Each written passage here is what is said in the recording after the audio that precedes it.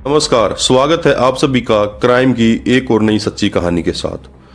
दोस्तों, इस दुनिया में कोई भी ऐसा इंसान नहीं है जिसके पास कोई प्रॉब्लम ना हो, और इस दुनिया की कोई ऐसी प्रॉब्लम भी नहीं है जिसका कोई समाधान ना हो। लेकिन लोग अपनी परेशानियों से निजात पाने के लिए जल्दबाजी में गलत फैसला कर लेते हैं, और उनकी एक छोटी सी गलती की वजह से ना जाने कितने लोगों की जिंदगियां तबाह हो जाती हैं।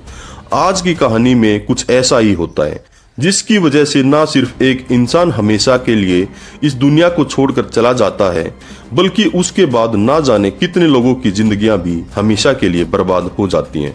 दोस्तों, आज की जो कहानी है यह आपको भी हैरान कर देने वाली है।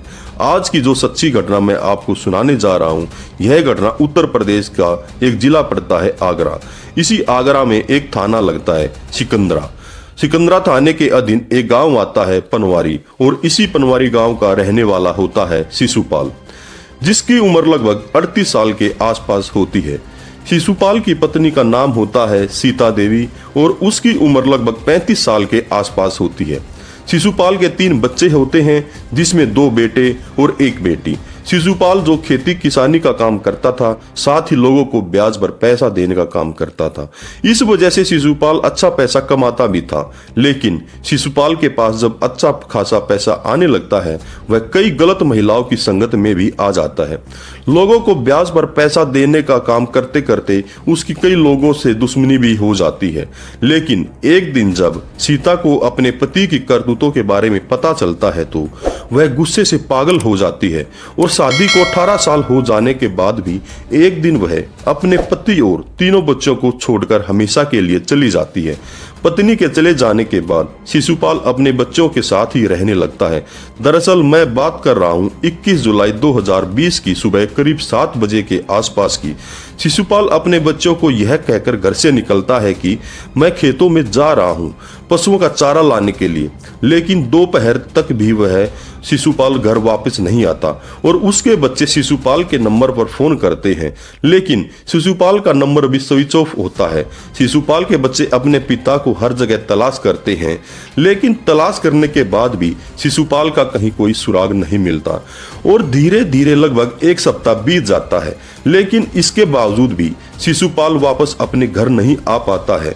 जब 1 सप्ताह का समय गुजर जाता है, तो शिशुपाल का कहीं कुछ पता नहीं चलता है, और 30 जुलाई को शिशुपाल का छोटा भाई नवल सिंह सिकंदरा थाने में जाता है और अपने भाई की गुमशुदगी का रिपोर्ट दर्ज करा देता है। पुलिस गुमशुदगी की रिपोर्ट दर्ज करती है। उसके बाद पुलिस भी शिशुपाल की हर जगह पर तलाश करती है, लेकिन शिशुपाल का जब भी कहीं पर कुछ पता नहीं चलता है। पुलिस जब शिशुपाल के गांव में जाती है और उसके बारे में लोगों से पूछताछ करती है, तब पुलिस को पता चलता है कि दरअसल शिशुपाल के कई महिलाओं के साथ अवैध संबंध थे, और साथ में यह भी पता चलता है कि शिशुपाल की कई लोगों से दुश्मनी भी थी। इस बारे में पुलिस जब शिशुपाल के छोटे भाई नवल सिंह से पूछताछ करती है कि क्या तुम्हारे भाई की किसी के साथ दुश्मनी थी, नवल सिंह जवाब देता है कि सर, मेरे भाई का अगर एक दुश्मन होता तो मैं आपको बताता। पुलिस को अभी समझ में नहीं आता है कि आखिर शिशुपाल अपने परिवार वालों को बिना कुछ बताए कहां चला गया। लेकिन पुलिस को जब पता चलता है कि शिशुपाल की कई लोगों के साथ दुश्मनी थी, पुलिस तब शिशुपाल के बारे में पता लगाने के लिए उसके मोबाइल नंबर की कॉल डिटेल निकालती है, और कॉल डिटेल को जब चेक करती है तो पता चलता है कि शिशुपाल उसी दिन यानी 21 जुलाई 2020 को अपने घर से निकलता था। तकरीबन 10 बजे के आसपास एक नंबर पे आखिरी बार उसकी बात हुई थी।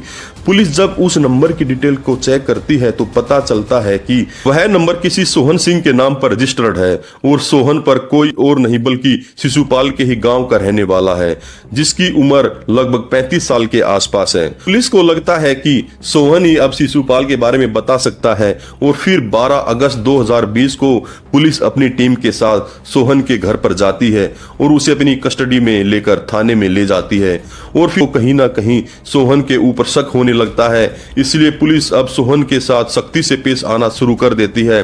पुलिस जैसे ही कड़ाई से पूछताछ करती है, सोहन सच्चाई को कबूल कर लेता है। सोहन पुलिस वालों से कहता है कि साहब, 21 जुलाई 2020 को ही शिशुपाल की हत्या कर दी गई थी, लेकिन सोहन जब इस हत्या की पूरी कहानी सुनाता है तो वाकई में इस घटना को सुनने के बाद किसी को भी अपने कानों पर यकीन ही नहीं होता।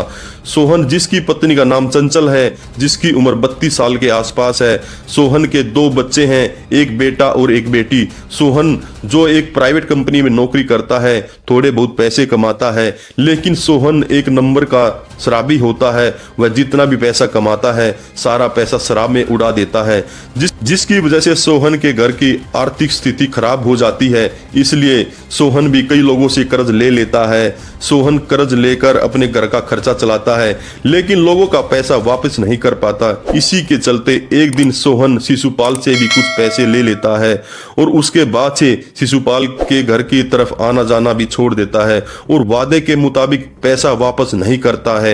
एक दिन शिशुपाल सोहन से मुलाकात करने के लिए उसके घर पर ही चला जाता है। जाकर जब दरवाजा खटखटाता है उस वक्त सोहन अब है अपने घर के अंदर ही था, लेकिन सोहन यह जानता नहीं था कि जो व्यक्ति आया है वह कर्जा ही मांगने आया होगा। इसलिए सोहन अपनी पत्नी चंचल से कहता है कि जाओ दरवाजा खोलो, कोई भी हो उसे बोल देना मेरे पति घर पर नहीं है। यह सुनकर चंचल को काफी बुरा लगता है और फिर जब वह दरवाजा खोलती है तो देखती है कि दरवाजे पर शिशुपाल खड़ा है। शिशुपाल कहता है कि तुम्हारा पति सोहन कहाँ है? दरअसल उसने मुझसे कुछ पैसे उधार लिए थे, लेकिन उसने अभी तक पैसे वापस नहीं किए। लेकिन चंचल कहती है कि मेरे पति घर पर नहीं है, तुम किसी दूसरे दिन आ जाना। यह सुनकर शिशुपाल गुस्से से भड़क उठता है और सोहन की पत्नी चंचल को डांटते हुए कहता है कि उसे बोल देना मेरे पैसे वापस कर दे, वरना उसके लिए अच्छा नहीं होगा। शिशुपाल जैसे ही धमकी देकर चला जाता है तो उसके बाद चंचल और सोहन यानी दोनों पति पत्नी के बीच काफी झगड़ा हो जाता है और विवाद हो जाता है और सोहन अपनी पति चंचल की बुरी तरीके से पिटाई कर देता है और घर से बाहर निकाल देता है। शाम के वक्त जब घर पर आता है तो नशे की हालत में आता है। इधर उसकी पत्नी चंचल को पिटाई की वजह से शरीर में काफी दर्द होता है, लेकिन सोहन अपनी पत्नी से उसकी तबीयत के बारे में कुछ नहीं पूछता है और नशे की हालत में गहरी नींद सो जाता है। इधर चंचल को भी लगता है कि अब उसका गुजारा सोहन के साथ नहीं हो सकता, क्योंकि जितना भी है पैसा कमाता है वह सारा शराब में उड़ा देता है। चंचल अपनी तमाम कोशिशें कर लेती है, लेकिन सोहन शराब छोड़ने के लिए तैयार ही नहीं होता। वादे के मुताबिक 4 दिन बाद शिशुपाल फिर से सोहन के घर आता है, लेकिन उस दिन सोहन अपने घर पर नहीं था। चंचल जैसे ही दरवाजा खोलती है और शिशुपाल को अपने घर के अंदर बुला लेती है। दरअसल चंचल को लगता है कि शिशुपाल के पास अच्छा खासा पैसा है, इसलिए चंचल शिशुपाल के सामने अपने शरीर की नुमाइश करने लगती है। शिशुपाल भी जब चंचल की खूबसूरती को देखता है तो शिशुपाल की भी नीयत खराब हो जाती है और फिर चंचल शिशुपाल से बातें करने लगती है। शिशुपाल को यह समझने में देर नहीं लगती कि चंचल चाहती क्या है और चंचल भी जानती है कि शिशुपाल का कई महिलाओं के साथ अवैध संबंध है। जैसे ही दोनों के बीच में बातचीत होती है उसके बाद शिशुपाल अक्सर सोहन के घर आना जाना शुरू कर देता है।